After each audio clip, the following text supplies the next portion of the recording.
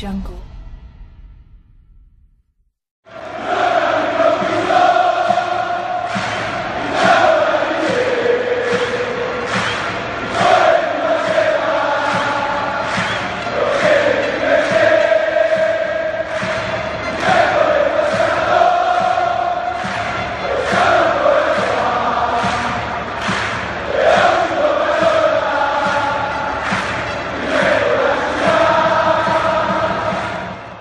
Salve a tutto il popolo partenopeo, volevo fare una mia considerazione sul Napoli-Juventus.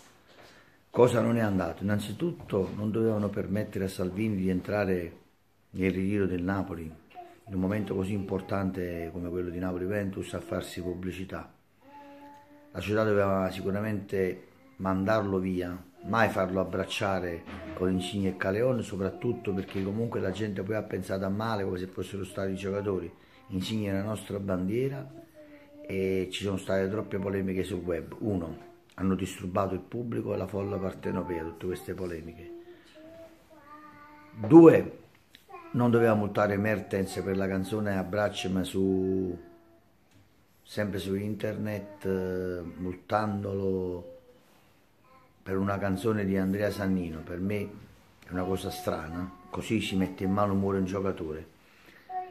3, il tifo non doveva pensare ad Higuain, doveva lasciarlo perdere, è stato speso troppo fiato per un giocatore che ci ha tradito, lui e qualcun altro, un'ora di fischia a pensare a un cretino. Loro sono entrati in campo proprio per questo motivo, per distogliere l'attenzione del pubblico, e per questo l'ha fatto giocare Allegri, ed Higuain ci ha anche punito. Oltretutto bisognava lasciarlo perdere, non era né un incontro di pugilato né di tennis, non era una partita tra due single, era una partita tra 11 giocatori e 11 giocatori. L'obiettivo nostro era la Juventus, fischiare la Juventus e tifare per il Napoli tutti i 90 minuti. Quello non è nemmeno avvenuto perché troppi infiltrati, troppi juventini, troppi occasionali e soprattutto gente che è andata a vedere Napoli-Juventus che è Napoli-Juventus. Tanti tifosi veri, quelli che dovevano acquistare il biglietto, non hanno avuto la possibilità perché qui ci vogliono i canali, si vendono i biglietti agli amici degli amici, come sempre le solite cose. Mi nervosisco a pensarlo, non riesco nemmeno a parlare bene, a pensare che tanti tifosi del Napoli, quelli veri, sono rimasti fuori. E poi ci si è messo anche l'arbitraggio. Il sostegno delle curve è stato il massimo, anzi dei gruppi, ma non sono stati seguiti, ci hanno messo veramente un grandissimo impegno. Poi nel finale tutti gli occasionali hanno cantato Un giorno all'improvviso, con quelli che la cantano sempre per amore del Napoli, che finisce così in una festa. E poi l'arbitro, come dicevo, è stato troppo permissivo a favore della Juventus, ha permesso troppa perdita di tempo, e questo nemmeno mi è piaciuto.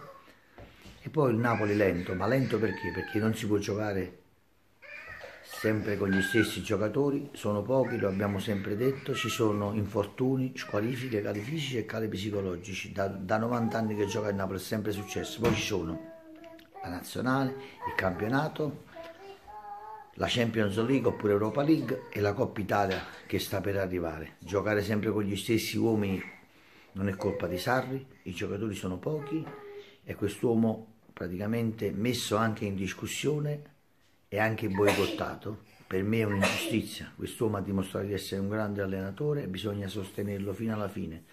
Purtroppo all'infortunio di Milik non abbiamo avuto una riserva in attacco, all'infortunio di Gulam si è persa quella catena che avevamo a sinistra, Gulam, Insigne, Hamsik, poi si è spostato Isai a sinistra, si è perso anche il valore sulla destra, con tutto il rispetto per Maggi che ha 37 anni e c'è un grande merito quello che sta facendo, però purtroppo non è più un giovanotto, e su quella fascia ha perso Caleon. È ovvio che poi quando si perde l'ingranaggio destra e sinistra che metteva a tutti in ginocchio a tutte le squadre con il grande gioco del Napoli, è ovvio che si perde qualcosa poi in tutto il campo, e questa è stata la nostra sconfitta. Però noi ci possiamo riprendere, dobbiamo polemizzare di meno. Questo è un messaggio d'amore ma non di polemica, è un messaggio soprattutto per far capire alla gente che Sarri non è colpevole, gli azzurri in campo non hanno colpe e bisogna sostenerli.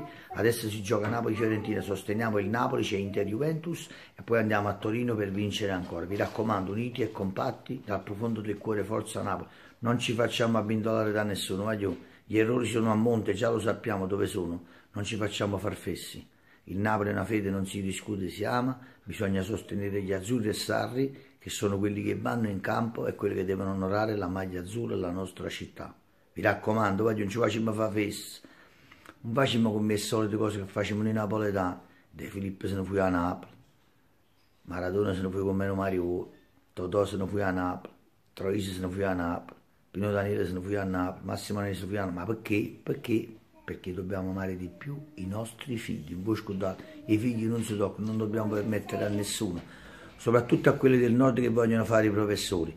Non è facile venire a Napoli, andate venire a casa vostra, perché il canale nostro, almeno ci gestiamo noi. Voi in nazionale già è tanto quello che fate, che non avete mai invitato un napoletano. Arrivederci, forza Napoli!